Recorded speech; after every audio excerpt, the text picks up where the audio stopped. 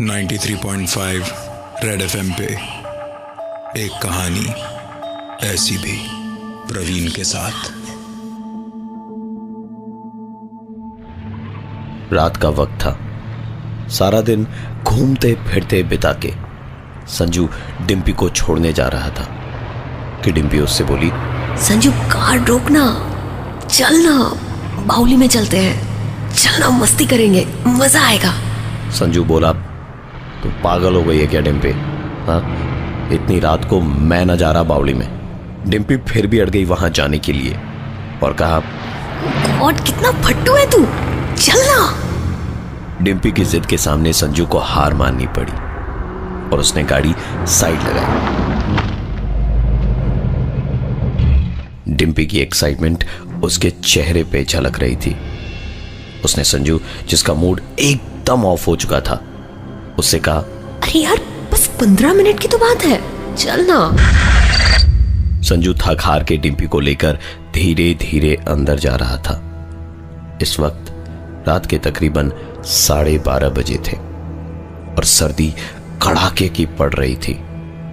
बावली के अंदर सीढ़ियों से जब वो नीचे उतर रहे थे, तब संजू ने एक लड़की को छत पे दौड़ के पानी की ओर जाते हुए देखा।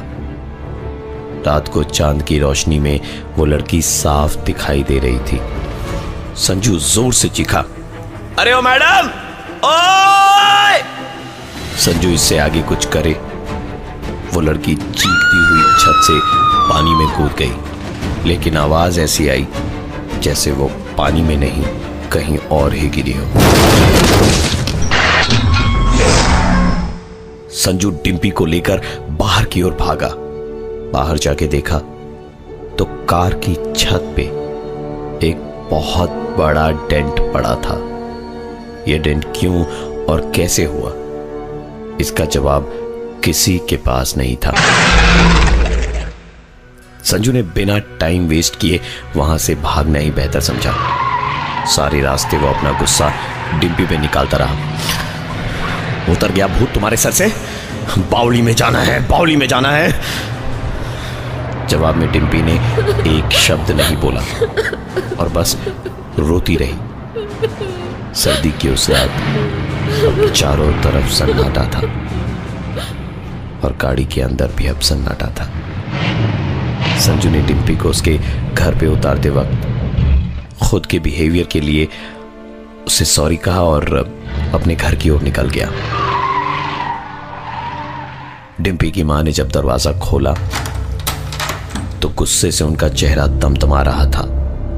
संजू की वजह से मोहल्ले में डिम्पी पूरी तरह से बदनाम थी और आज तो हद ही हो गई। रात 1 बजे घर छोड़ने आया था संजू।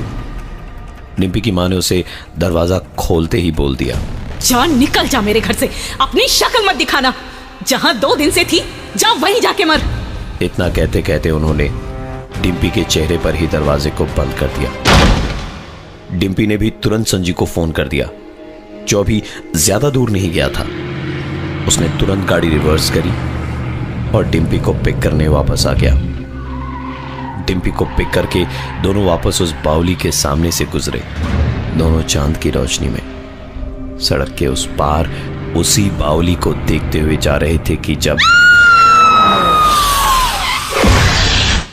एक लड़की अचानक गाड़ी के सामने आ गई थी और बावली को देखते वक्त इन दोनों ने सामने नहीं देखा। दोनों कुछ देर तक सड़क पे पड़ी उस लड़की को देखते रहे और उसके बाद डिम्पी चिल्लाई, भाग संजू, भाग यहाँ से, भाग। संजू गाड़ी स्टार्ट करके भागा तो जरूर, लेकिन पूरे वक्त उसके दिमाग में एक ही सवाल था, कहीं अगर वो लड़की जिंदा होगी तो, कहीं अगर मदद मिलने पर वो बच जाती तो। 93.5 रेड एफएम पे एक कहानी ऐसी भी, प्रवीण के साथ। संजू को डिम्पी रात के वक्त जबरदस्ती बावली के अंदर ले गई थी, जहां उन्होंने एक लड़की को छत से पानी में छलांग लगाते देखा था। बाहर भागे तो संजू की गाड़ी की छत पर एक बहुत बड़ा डेंट था।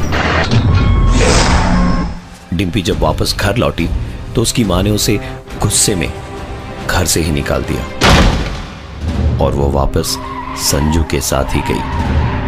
रास्ते में उनकी गाड़ी से बावली के ठीक सामने हुआ एक एक्सीडेंट। संजू सड़क पे पड़ी उस लड़की को देखते रहा और फिर डिम्पी चिल्लाई, भाग संजू, भाग यहाँ से, भाग। संजू ने गाड़ी स्टार्ट की और वहां से भाग निकला। संजू डिम्पी को लेकर अपने घर तो नहीं जा सकता था, इसलिए सीधा अपने फार्म हाउस पहुंचा। वहां पहुंच के वॉचमैन से चाबी मांगी तो वॉचमैन बोला, साहब अभी 5 मिनट पहले तो आप कमरे की चाबी लेकर कमरे में गए थे, चाबी कहीं गिर गई क्या आपसे? संजू वैसे ही अब तक घटी सारी घटनाओं से बहुत चिढ़ा हुआ था और इस बदतमीजी पे तो बिल्कुल पागल हो गया।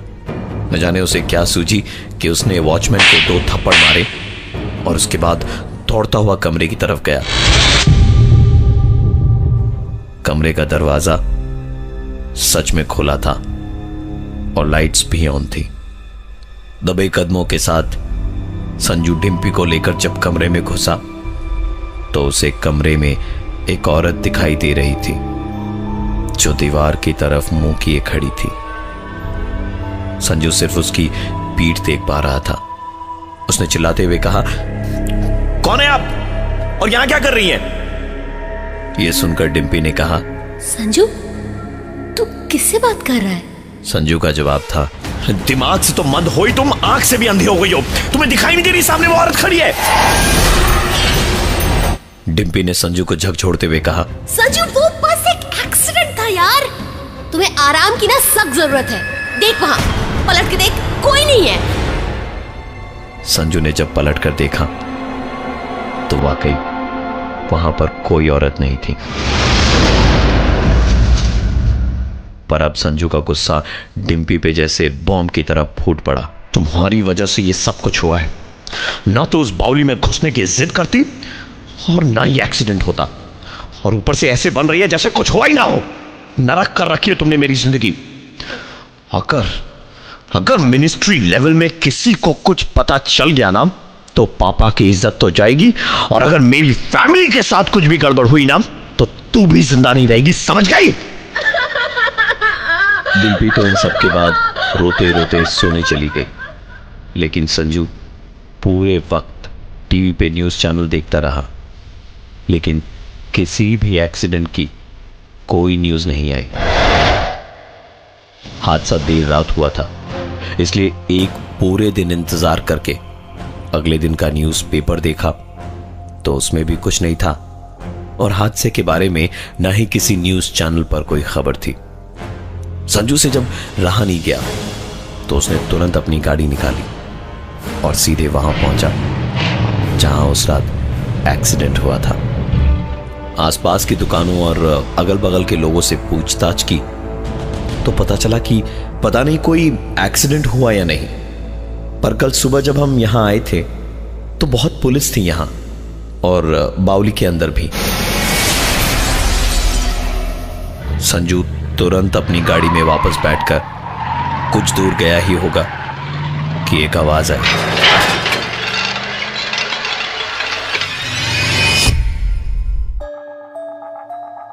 .5 रेड एफएम पे एक कहानी ऐसी भी, प्रवीण के साथ। संजू और डिम्पी जब रात को संजू के फार्म हाउस की तरफ जा रहे थे तो उनकी गाड़ी से एक एक्सीडेंट हो गया था।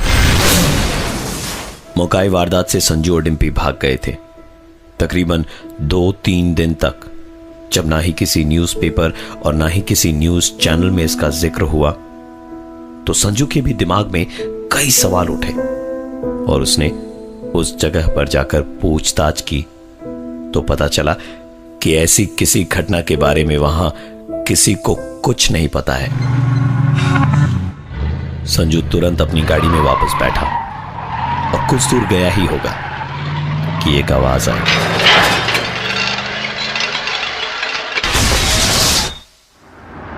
संजू ने अपनी गाड़ी साइड लगाई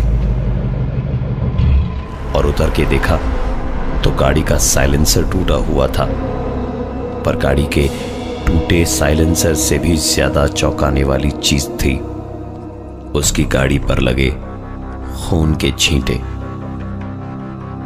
उसने तुरंत गाड़ी के सामने वाले हिस्से को चेक किया तो खून के छींटे वहां भी थे। संजू वापस गाड़ी में बैठा और जितनी तेजी से वापस अपने फार्म हाउस पहुंच सकता था पहुंचा। उसने जाते के साथ ही गाड़ी गार्डन में लगाई और गाड़ी पर खून के छींटे लगे हुए थे, इसलिए किसी और से वो कह भी नहीं सकता था गाड़ी साफ करने के लिए, लिहाजा खुद ही गाड़ी को साफ करने लगा। संजू जितना उन दागों को साफ करने की कोशिश करता, वो दाग उतने ही ज्यादा उभर कर सामने आ रहे थे। संजू के सर से पसीना चूते जा रहा था कि तभी अचानक पाइप से आता हुआ पानी बंद हुआ। संजू ने पलट कर देखा तो डिम्पी पाइप पे पांव रखे खड़ी थी और मुस्कुरा रही थी। संजू का गुस्सा 7वें आसमान पे था। उसने चिल्लाते हुए कहा, सुनो ये डिम्पी की बच्ची, जब देखो तब मजाक, तुझे आइडिया नहीं है कि यहाँ क्या हो रहा है। तेरी ये छिछोरी हरकतें 24 घंटे मेरे सामने ना किया कर। डिम्पी ने तुरंत अपना पैर पाइप से हटाया। संजू ने पलटकर वापस गाड़ी धोनी शुरू की ही होगी कि पानी एक बार फिर से रुका। इस बार संजू चिल्लाते हुए पलटा, डिम्पी बहुत हो गई तेरी। संजू का चिल्लाना सुनने के लिए डिम्पी वहां खड़ी ही नहीं थी, पर पाइप न जाने कैसे ठीक वहीं से दबा पड़ा था जहां से डिम्पी ने दबाया था। इसके पहले कि संजू कुछ सोच या कर पाता, पॉकेट में पड़ा उसका फोन बजा। फोन उठाया तो सामने से आवाज आई, मालको थाने से बोल रहा हूँ, आप जरा जल्दी यहाँ आ जाओ, आप पे मर्डर का केस लगा रहे हैं। छोरी के माँ बाप भी इधर ही बैठे हैं, आप चिंता ना करो जी, आप बस 5 मिनट के लिए फॉर्मेलिटी करने आ जाओ। संजू ने कहा, आपको कैसे पता चला कि मैंने कोई मर्डर किया है? तो उधर से आवाज आई, मालको आपकी गाड़ी से बावली के पास में एक्सीडेंट हुआ है, वो सीसीटीवी फुटेज भी है ना हमारे पास। आप परेशान मत हो, हम लोग पिछली दफे की तरह सारे सबूत मिटा देंगे, आप बस आ जाओ। 93.5 रेड एफएम पे एक कहानी ऐसी भी, प्रवीण के साथ।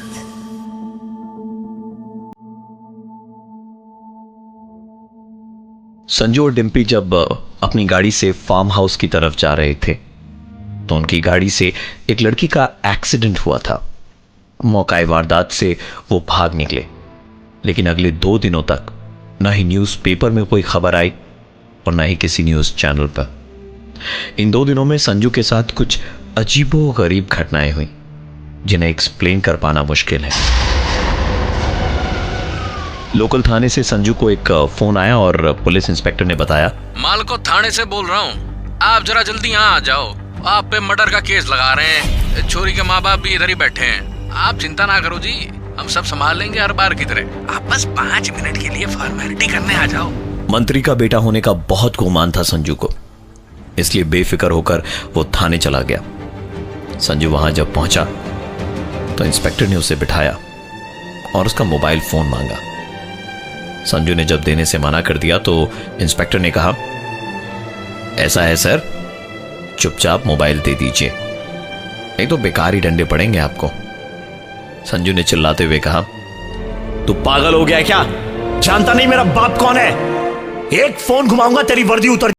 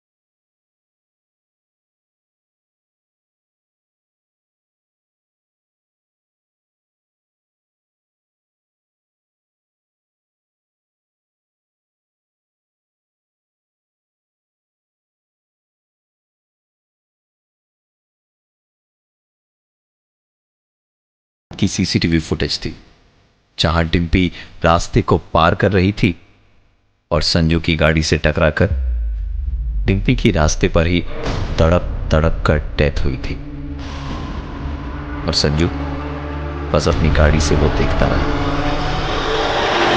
संजू ने सीसीटीवी फुटेज में जो कुछ भी देखा वो देख उसे अपनी आंखों पर यकीन नहीं हो रहा था। इंस्पेक्टर ने आगे बोलना शुरू किया। जनाब, नंदिनी तो याद होगी आपको। 3 साल पहले आप ही ने उसको प्रेग्नेंट किया था ना, और फिर इसी डिम्पी के लिए उसे छोड़ दिया था। बेचारी छोरी रोज रोती है, रोज हमारे सपने में आती है, कहती है डैडी इंसाफ दिला दो, इंसाफ दिला दो। कुछ नहीं कर पाया मैं उस लड़की के लिए। उसी बावली की छत से कूद के उसने अपनी जान दी थी, तो जैसे लड़के के लिए तो माल को इब्ता जेल में जाना पड़ेगा, जेल में टाइम बिताना पड़ेगा। धर ले भाई, इसने डाल दे अंदर, अब तक खातिर करेंगे इसकी जम के। संजू को डिम्पी के मर्डर के जुर्म में 7 साल की सजा सुनाई गई। मैं हूं प्रवीण और ये थी आज की एक कहानी ऐसी भी। एक सवाल जो आज भी सवाल बने हुए हैं, वो ये कि संजू के साथ उसकी गाड़ी में कौन था। 93.5 रेड एफएम पे एक कहानी ऐसी भी, प्रवीण के साथ।